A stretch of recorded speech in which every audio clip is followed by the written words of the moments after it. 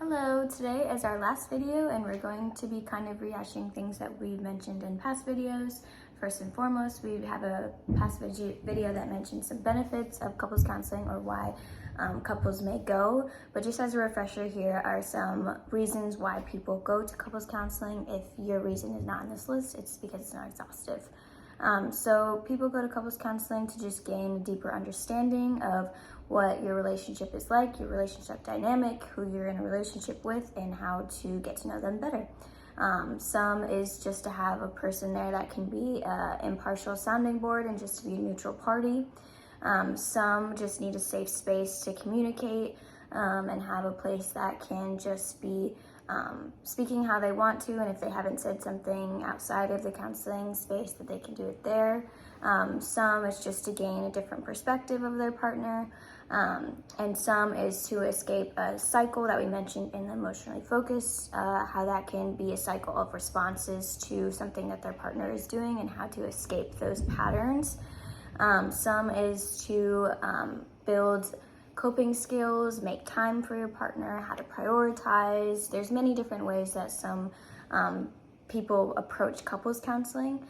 Some more specific would be in the case of infidelity, just to, if the goal would be to regain that trust, or how to go about a breakup like peacefully. There's so many different ways. These are just some ways that some people might go to couples counseling. Yeah. And so there are some cautions that we would like people to know when they're preparing for couples counseling. And the first one is that we caution partners preparing for couples counseling that couples counseling does not always result in the relationship improving or even conflicts resolving. There are some instances when the best thing for both individuals is for the couple to end their relationship. And so couples should keep this in mind when entering couples counseling.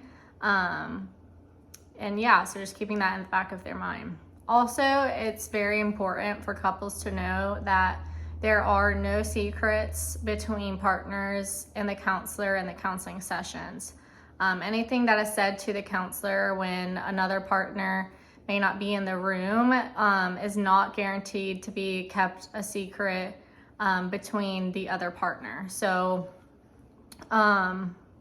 however, so anything that is said to the counselor when the partner who disclosed the information, whenever something is said to the counselor when the other partner is not there, it could come up when the other partner comes back.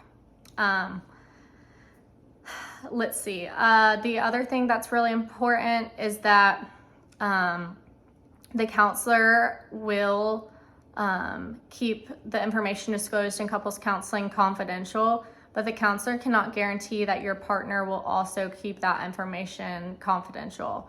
So only the counselor is obligated to keep information disclosed in counseling sessions private. And so that's something that you should kind of keep in mind when you're entering couples counseling.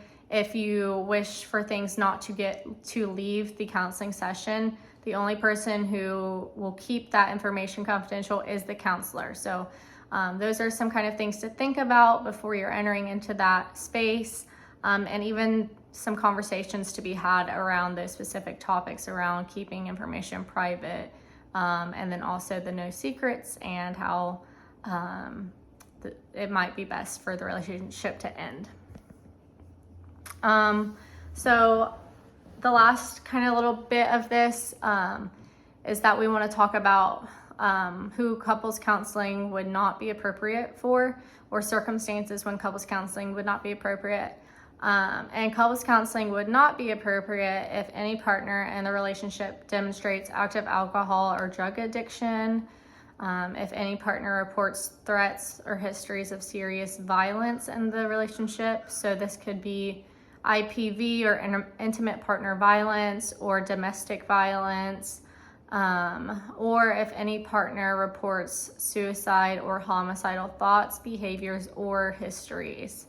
And the reason this is because couples counseling is meant to work on the couple, as we've mentioned in earlier videos, and it's not so much focused on the individual's intrinsic struggles. And so if clients are wanting to work on those concerns above, then individual counseling would be recommended, because that is more what individual counseling would be aligned with, rather than couples counseling. Yeah. So great. So some potential access issues that may arise if you and your partner doesn't fit into any of these categories that counseling wouldn't be appropriate and you want to go, I would just keep in mind that couples counseling can vary in cost, some scheduling conflicts with one or more people.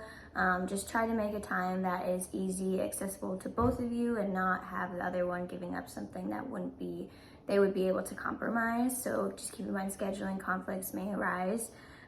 So client motivation is probably the biggest one. If you and your partner and whoever else is not motivated to go and does not want to be there, just keep that in mind, that may impact the level of change or the level of buy-in that the couples counseling experience may be able to offer you.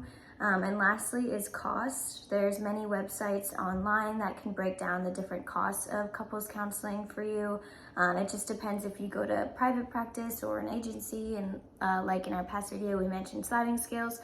So definitely the cost varies, and I think there's resources online that you and your partners can access to know what you are getting into before you go. So thank you so much.